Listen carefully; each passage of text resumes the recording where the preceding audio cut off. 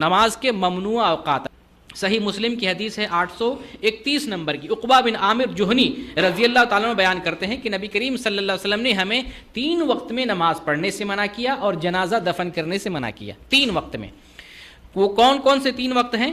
جب سورج نکل رہا ہو، اشراق کے وقت، اشراق کے وقت نماز نہیں پڑھنی، جب سورج نکل رہا ہو یہاں تک کہ طلوع ہو جائے، اشراق کا وقت ختم ہو جائے، اب پڑھ سکتے ہیں، ٹھیک ہے، پہلا وقت۔ دوسرا کون سا وقت ہے؟ جب دوپہر ہو رہی ہو، نصف النہار دوپہر ہو رہی ہو یہاں تک کہ سورج ڈھل جائے، اس وقت نماز نہیں پڑھنی ہے، ٹھیک ہے۔ تیسرا وقت ہے جب سورج ڈوب رہا ہو، جب تک ڈوب نہ جائے، اس وقت میں نماز پڑھنا منع ہے۔ یہ 3 اوقات ہیں، مختصر طور پر نماز کے ممنوع اوقات یہ 3 ہیں اجمالی طور پر، لیکن جب تفصیل میں جائیں گے تو 5 اوقات ہیں جن میں نماز منع ہے، تفصیل اگر بیان کریں، اور اختصار میں یہی 3 اوقات، تفصیلاً 5 اوقات بنتے ہیں۔ وہ کون کون سے ہیں؟ جب فجر کی نماز ادا کر لیں تو فجر کی نماز ادا کرنے سے لے کر سورج نکلنے تک اس بیچ میں کوئی نماز ادا نہیں کریں گے، لیکن اگر فجر کی سنت رہ گئی ہے تو پڑھ سکتے ہیں، اور اس کے علاوہ کوئی دوسری عبادت کرنا چاہیں منع ہے، ٹھیک ہے۔ یہ پہلی چیز، ایک وقت ہو گیا۔ دوسرا وقت ہے اشراق کے وقت، جب سورج نکل رہا ہے اس وقت نہیں پڑھنا ہے، اس وقت سے کب تک؟ 15 منٹ تک، اشراق 15 منٹ تک نہیں پڑھنا ہے، پھر اس کے بعد آپ پڑھ سکتے ہیں۔ اور ایک تیسرا وقت ہے جب آسمان نصف النہار ہو، دوپہر کا وقت ہو، اس وقت نماز پڑھنا منع ہے یہاں تک کہ سورج ڈھل جائے۔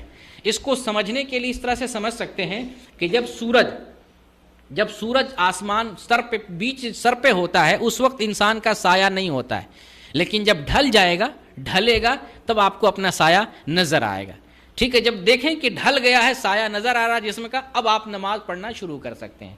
تو یہ جو ہے تیسرا وقت تھا۔ چوتھا وقت ہے عصر کا وقت، عصر کے بعد سے لے کر مغرب تک، سورج ڈوبنے تک نماز نہیں ادا کریں گے، یہ چوتھا وقت ہو گیا۔ اور 5واں وقت ہے جب سورج ڈوب رہا ہو یہاں تک کہ ڈوب جائے، یہ 5واں وقت ہے۔ اس وقت میں 5 اوقات میں نماز ادا نہیں کرنا ہے، لیکن کون سی نماز؟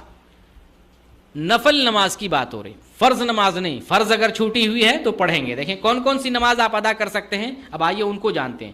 اگر نماز چھوٹی ہوئی، پہلے نمبر پہ جو فوت شدہ نمازیں ہیں کسی بھی وقت ادا کریں گے، نہ سورج ڈوبتا ہوا دیکھیں گے، نہ نکلتا ہوا دیکھیں گے، نہ اشراق دیکھیں گے، نہ زوال دیکھیں گے، نہ نصف النہار دیکھیں گے، کچھ نہیں دیکھیں گے۔ آپ کیا دیکھیں گے؟ ہماری نماز چھوٹی ہوئی پڑھنا ہے، کیونکہ آدمی کی زندگی کا، موت کا کوئی ٹھکانہ نہیں، فریضہ آپ کا، قرض آپ کے سر پہ رہے گا، اس لیے اس قرض کو ہر حال میں ادا کرنا، کوئی وقت نہیں دیکھنا، یہ پہلے نمبر پہ۔